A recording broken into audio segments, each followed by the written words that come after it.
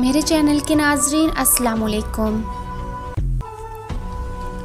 ناظرین، آج ہم بات کریں گے نماز کے لیے جزا اور بے نمازی کے لیے سزا کے بارے میں۔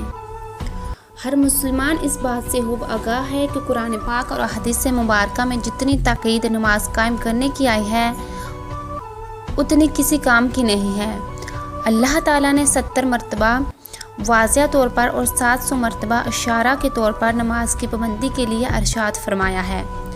حضور صلی اللہ علیہ وسلم نے تو نماز کو مومن کی معراج فرمایا ہے اور مزید ارشاد فرمایا ہے کہ نماز میری آنکھوں کی ٹھنڈک ہے۔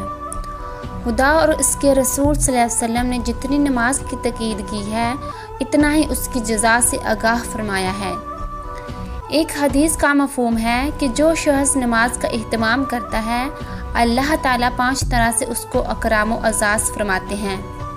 نمبر 1، اس کی روزی کی تنگی ہٹا دی جاتی ہے۔ نمبر 2، اس پر عذاب قبر ہٹا دیا جاتا ہے۔ نمبر 3، قیامت کے دن اس کا نامہ اعمال دائیں ہاتھ میں دیا جاتا ہے۔ نمبر 4، پل صراط پر بجلی ہی کی طرح گزر جائے گا۔ نمبر 5، حساب سے محفوظ رہے گا۔ پیارے دوستو، جس طرح نماز قائم کرنے کا ثواب ہے اسی طرح نماز میں سستی کرنے والے کے لیے عذاب بھی ہے۔ نمبر 1، اس کی زندگی میں برکت نہیں رہتی۔ نمبر 2، صالحہ کا نور اس کے چہرے سے ہٹا لیا جاتا ہے۔ نمبر 3، اس کے نیک کاموں کا اجر ہٹا دیا جاتا ہے۔ نمبر 4، اس کی دعائیں قبول نہیں ہوتی۔ نمبر 5، نیک بندوں کی دعاؤں میں اس کا کوئی حق نہیں ہوتا۔ نمبر 6، اس کی موت ذلت سے آتی ہے۔ نمبر 7، وہ اس حال میں مرتا ہے کہ وہ خود کو بھوکا محسوس کرتا ہے۔ نمبر 8، موت کے وقت خود کو پیاسا محسوس کرتا ہے، اگر سمندر بھی پی لے تو پیاس نہیں بجھتی، استغفر اللہ۔ نمبر 9، اس پر قبر تنگ کر دی جاتی ہے۔ نمبر 10، قبر میں آگ جلا دی جاتی ہے۔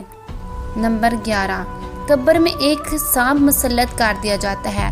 وہ سانپ اس بے نمازی کی میت کو صبح فجر سے لے کر ظہر تک، پھر ظہر سے لے کر عصر تک، پھر عصر سے لے کر مغرب تک، پھر مغرب سے لے کر عشاء تک، پھر عشاء سے لے کر صبح فجر تک مسلسل بار بار ڈنگ مارتا ہے۔ جب وہ سانپ مردے کو ڈنگ مارتا ہے تو وہ 70 ہاتھ زمین میں دس جاتا ہے۔